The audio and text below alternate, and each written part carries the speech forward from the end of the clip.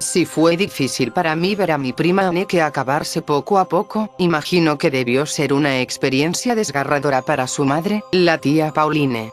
De una niña efusivamente hiperactiva, llena de una personalidad alborotadora, Anneke gradualmente se transformó en una adolescente medida, cuidadosa de cada palabra que expresaba, meticulosa con cada paso que daba y muy excesivamente cautelosa con cada nueva cosa que experimentaba. Todos creímos que era parte de su proceso de maduración, de la pubertad golpeándola con fuerza. En mi mente, ella había pasado extrañamente rápido por esa transición de cordero a oveja. Un día estaba en el campo, saltando por aquí y por allá con las piernas en el aire, y al siguiente simplemente se le veía mirando fijamente el césped, como un cascarón vacío, sin vida en su interior. Sin embargo, este no era el caso. El rostro perfecto de Anneke, que parecía un retrato, se volvió duro e inmutable. La falta de control sobre sus músculos faciales fueron los primeros síntomas de la enfermedad.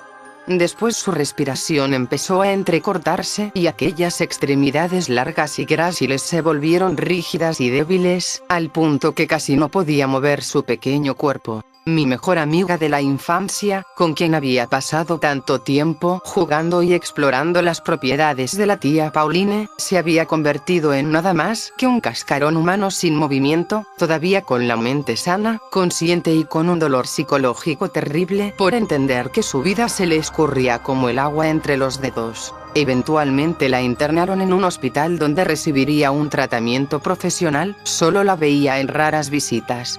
Después de algún tiempo dejé de visitarla, pues podía sentir una mirada de envidia sobre mí mientras caminaba libremente por su habitación para colocar flores en un jarrón al lado de su cama. Cuando la tía Pauline murió, la familia cayó como un nido de ratas rabiosas en sus propiedades, gruñendo, tomando y jugando un tira y afloja con la herencia mientras sus ojos se abrían por el deseo de tomar algo de valor.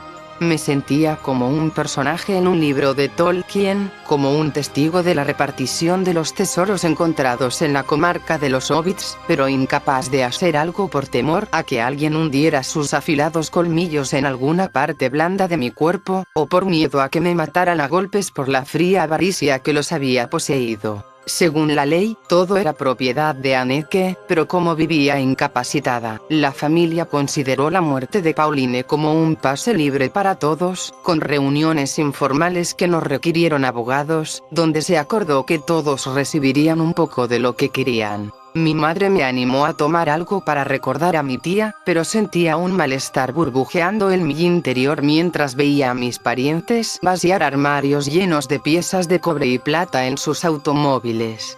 Sin embargo, había algo que yo anhelaba, un objeto que me había fascinado desde pequeña. Intacto, el terrario estaba en una pequeña mesa en el estudio de Anneke, justo al lado de su habitación. Pocos familiares habían tenido el atrevimiento de saquear su recámara, pues aún estaba con vida. Ese era el objeto que yo anhelaba rescatar de todo aquel caos y llevarlo conmigo a casa. Era eso que algún primo descuidado lo tomara y lo convirtiera en otra cosa. Con el tamaño y la forma de una escafandra, era una esfera de cristal color ámbar llena de vida verde con una tapa de oro. Arrojando la sudadera encima del terrario, lo levanté de la mesa y lo cargué tortuosamente por un pesado tramo escaleras abajo. ¿Conseguiste lo que querías?, preguntó mi madre. Creo que sí, le respondí y coloqué el objeto en el asiento trasero con el cinturón de seguridad alrededor. La culpa me asediaba camino a casa, pero terminé convenciéndome de que era lo mejor antes de que otra persona lo tomara. Después de todo, yo era más cercana a Anneke que cualquier otra persona, con excepción de su madre. Cuando niña, aquel terrario siempre me causó intriga y seguía teniendo esa fascinación peculiar. El cristal era bastante grueso, distorsionaba tanto que apenas se podía tomar una foto decente de todo lo que había allí dentro de una sola vez. Sus secciones eran amplias y se hacía posible estudiarlas por una especie de microscopio rústico. Después se giraba la enorme esfera amarilla para ver la próxima sección. Dentro había un jardín pequeño y bien elaborado. Árboles pequeños de estilo bonsái estaban distribuidos en torno a un pequeño estanque, situado de tal forma que la condensación del terrario siempre lo dejaba lleno de agua. Tenía caminos con pequeñas piedras y zonas de césped hechas con musgo, todas salpicadas con flores diminutas que siempre florecían en determinada época del año. Era una miniatura perfecta. Sin embargo, lo más importante era el castillo. Se situaba en el centro, al lado de los jardines ornamentales de musgo y de un quisco hecho de palitos de cerillas. El castillo estaba construido con rocas grises y tenía alminares con banderitas de papel en la cima. Los detalles estaban muy bien definidos, pero nunca era posible apreciar todos los detalles de una sola vez debido al espesor del cristal.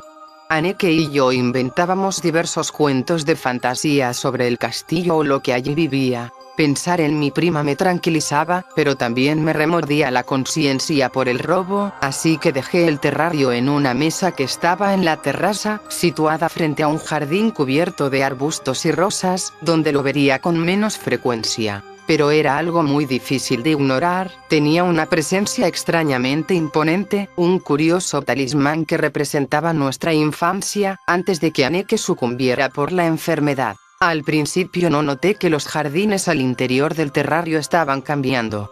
Siempre había nuevos ángulos para apreciarlos, nuevos rincones y recovecos para explorar con la vista. Anneke y yo siempre estuvimos convencidas de que la mitad del interior era falso. Era demasiado perfecto, demasiado inmutables como para que fueran plantas orgánicas auténticas. Cuando miré allí dentro, vi un nuevo enrejado cubierto de algo que asemejaba rosas color naranja. Sentí como aquella emoción de curiosidad me recorrió toda la espalda, erizándome los vellos de la nuca. Ahora no había forma de negarlo. El pequeño jardín estaba cambiando. Pero aquello, por supuesto, era imposible. Una broma, seguramente. Mi madre debía estar detrás de esto, dado que ella era la única que sabía de mi obsesión infantil con aquel objeto. Sin embargo, la tapa dorada estaba sellada como siempre, y, de hecho, había dos candados sujetos con firmeza entre las dos secciones, manteniendo el terrario firmemente cerrado. Mamá debe tener la llave, pensé, pero mi ansiedad no hacía más que crecer con cada día que observaba el terrario. Mi madre no me visitaba desde hacía semanas, y el interior del terrario seguía cambiando, parecía que se adaptaba a la nueva vista que tenía. Frustrada, desacreditada e irritada por estar perdiendo el tiempo con aquel terrario, rompí los candados con unas pinzas y después empecé a desenroscar la tapa superior, misma que emitía chirridos por la falta de uso y el óxido, haciéndome desechar la idea de que mi madre había estado modificándolo para burlarse de mí. Bajo la tapa estaba la boca del vidrio esférico soplado, que era la estructura del terrario. En esa boca había una especie de sello hecho con cera, pero estaba roto. Inspeccionando la cera, todo indicaba que algún día el terrario había sido tocado, y que también lo habían abierto. Mientras removía los trozos restantes de cera, una corriente de aire húmedo me llenó el rostro, portando consigo ese olor extraterrestre que había estado preso allí Dios sabe por cuánto tiempo. Con una aguja de crochet, hurgué en el interior del terrario y derribé el pequeño enrejado de rosas, y rápidamente volví a enroscar la tapa. En breve conocería quién estaba moviéndose por aquellos pequeños jardines. A la mañana siguiente, el enrejado estaba totalmente levantado con rosas perfectas colgando de él, ninguna flor estaba fuera de lugar. Lo que sentí en aquel instante fue parecido a lo que sentíamos cuando éramos niños y descubríamos algo nuevo, desconocido y maravilloso, antes de que un adulto nos explicara lo que estaba sucediendo y la magia se disipara convirtiendo aquello en algo común. El sentimiento se intensificó cuando fui hasta la cocina, que normalmente está hecha un desastre, para tomar una taza de té. Todo estaba perfectamente limpio. Todas las sartenes estaban en sus correspondientes ganchos, lavadas, pulidas y brillantes. Todos los platos estaban lavados y guardados, el lavadero doble sin ninguna mancha de suciedad o desagües tapados.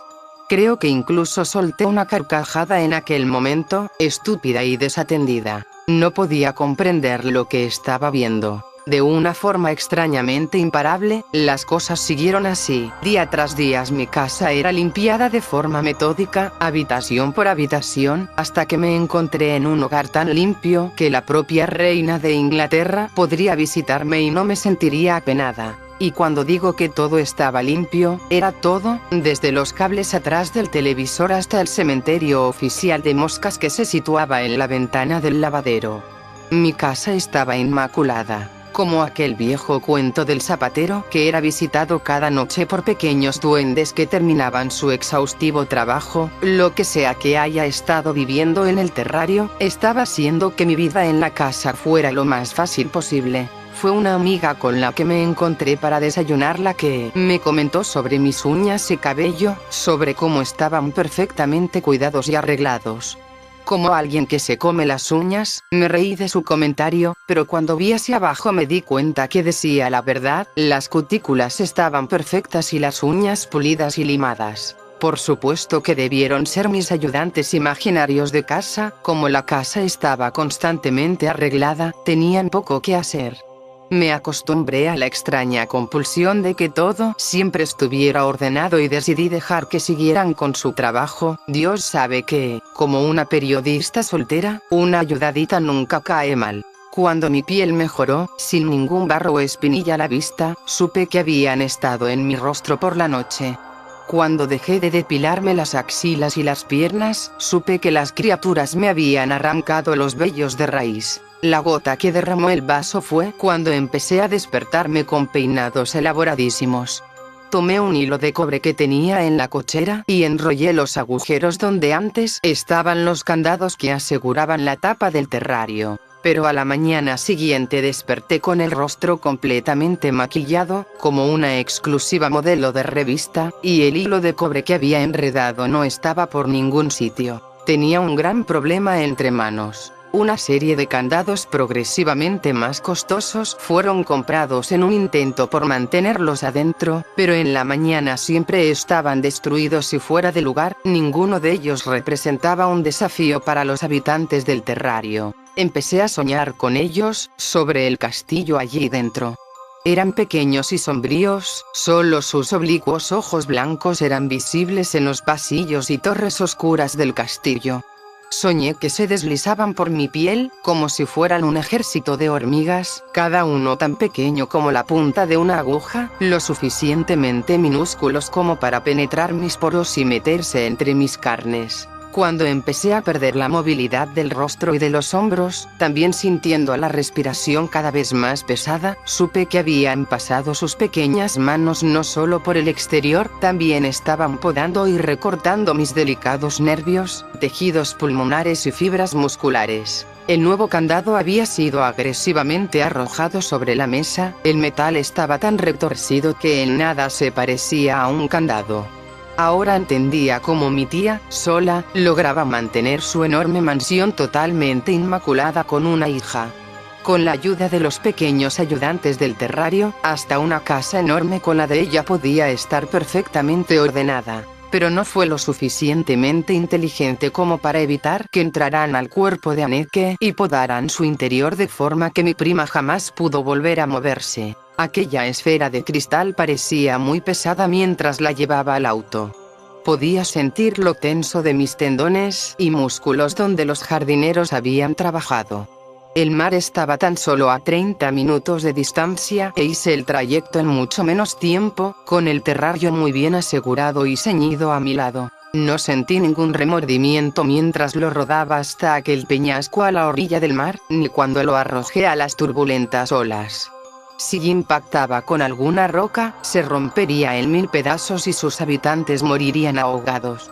Si simplemente caía en el fondo del océano, o era llevado lejos por una corriente marítima, nunca más sería visto por los humanos. Por la mañana, el terrario me dio los buenos días con su particular brillo ámbar, dispuesto en el medio de mi comedor, sin ningún rasguño en el cristal y con sus jardines tan perfectos como siempre, incluso con algunas nuevas rocas a orillas del lago, como si sus habitantes se estuvieran burlando de mis intentos frustrados por destruirlos. Lágrimas de frustración escurrieron por mis mejillas, y pude sentir la extraña presión de mis músculos cuando grité de rabia. Mis dedos eran cada vez menos capaces de ejecutar tareas sencillas, y se me complicaba mantener una línea de pensamiento continua. Era como si ahora estuvieran dentro de mi cabeza, podando las dendritas y sinapsis, moldeando mis impulsos y deseos. Los sueños se intensificaron.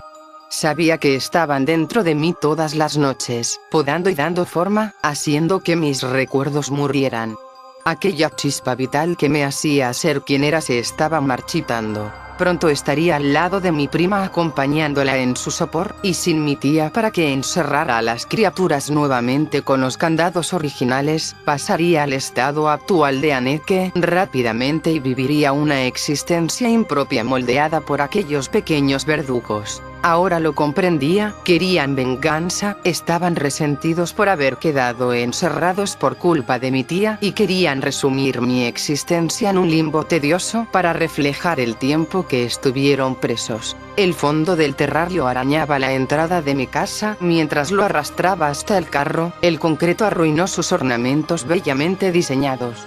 Colocarlo dentro del carro con los miembros débiles me tomó mucho más tiempo del que deseaba, quedé sin aire y temblando por todo aquel esfuerzo. Cuando llegué al hospital, pedí a un empleado que me ayudara.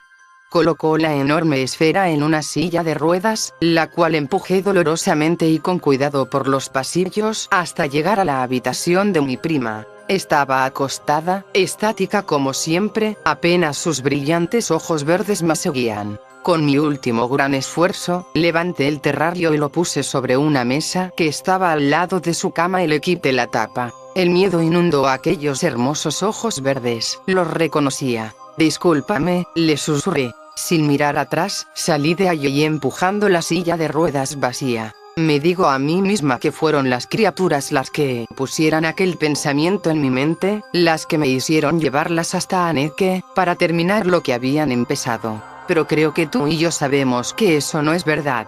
Y esto me atormentará hasta el día de mi muerte.